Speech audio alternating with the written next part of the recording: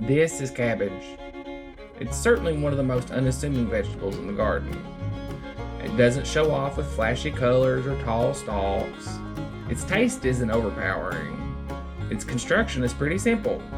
Many leaves layered over one another to create its familiar, simple round form. Ooh, that was a little scary. Despite its humble existence, the name of the cabbage was thrust into the world spotlight in the early and middle 1980s as part of what could be considered the biggest toy craze in history. A toy craze that also sparked a lengthy court battle with lasting repercussions.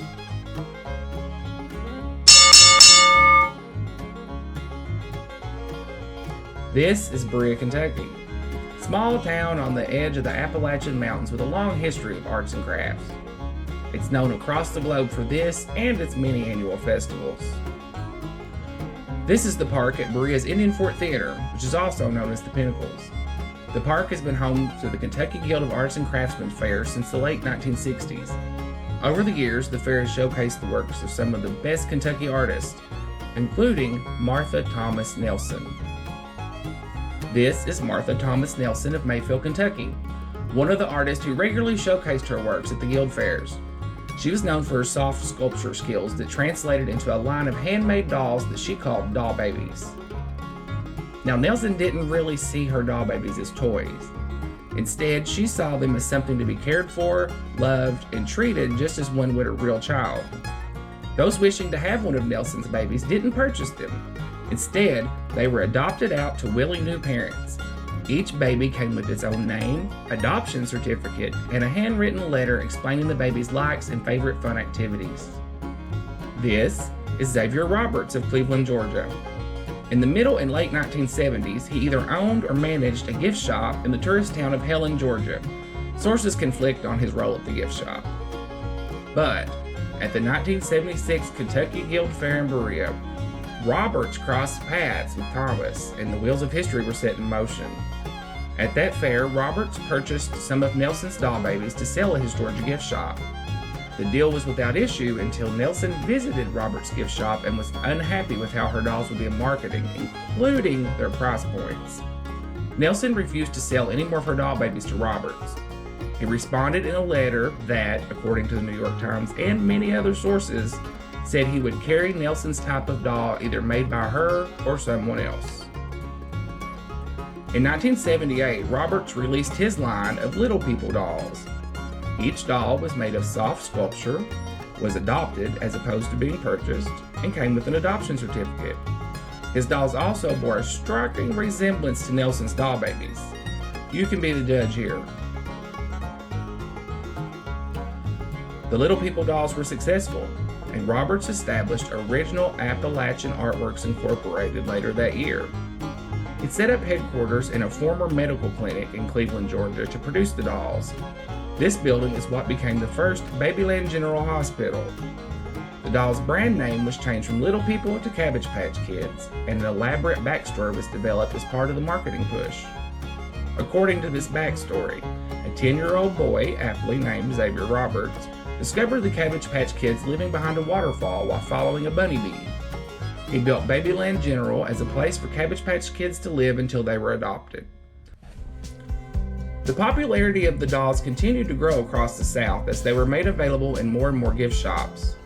In 1979, a friend of Nelson saw Roberts' dolls for sale at a shop at Atlanta's Hartsfield-Jackson International Airport and reported this back to Nelson. Understandably upset, Nelson filed suit against Roberts in January 1980 for copyright infringement. Nelson, never one to be overly concerned about money, was more upset about the fact that her dolls had been commercialized and corrupted. While the lawsuit made its way through the courts, the doll's popularity grew.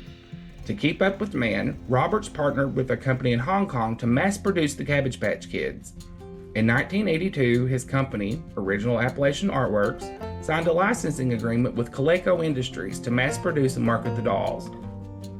This is when the design change occurred, replacing the original soft sculptured heads and faces of the dolls with the now well-known hard plastic heads. The following year, Cabbage Patch Kids were introduced at the 1983 International Toy Fair in New York City. The annual toy industry trade show was a catalyst for the Cabbage Patch Kids' fame and served as a launch pad for the doll's introduction to the mass U.S. market, just in time for that year's Christmas shopping season. Now, people who were around back then no doubt remember the chaos and violence centered around the sale of Cabbage Patch Kids that Christmas. People lined up for hours at Sears, JCPenney, and Montgomery Ward and other stores for the chance to purchase one of the dolls. Fights broke out at many stores as customers attacked retail workers and other customers, resulting in reports of cuts and broken bones. A 75-year-old man was trampled by a crowd of around 150 people at a store in Florida. A woman was beaten unconscious at a store in New Jersey. Police officers were called into many shopping centers to help quell the violence. The dolls sold for between $20 and $30 retail, which is between $52 and $78 in 2020 when accounting for inflation. Many of those purchasing the dolls resold them on the black market for prices that were greatly inflated, sometimes hundreds of dollars. Production was increased for the 1984 season, but with demand for the dolls waning, the Christmas shopping season that year did not see the chaos that was so prevalent the year before. While still a sought-after Christmas gift, the hyper-popularity of the dolls and hysteria around their sales was coming to an end, and so was the court battle between Nelson and Roberts. After years of legal wrangling, Roberts settled out of court with Nelson in 1985. The amount of money involved was never disclosed, but for Nelson it was never about the money. It was about the corruption, either real or perceived, of her creation. Ironically, in 1987, Roberts filed a $30 million copyright lawsuit against Topps Trading Cards and their line of Garbage Pail Kids, which parodied the Cabbage Patch Kids. In August of 1986, a federal district judge ordered Topps to stop producing the Garbage Pail Kids cards while the court considered whether or not they violated the copyright of Cabbage Patch Kids. Roberts claimed that the Garbage Pail Kids made his dolls less desirable to consumers. Topps claimed that their trading cards were satirical and permitted by copyright law.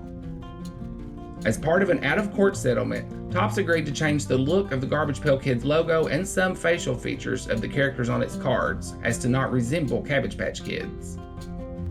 Sadly, Nelson passed away in 2013 from cancer.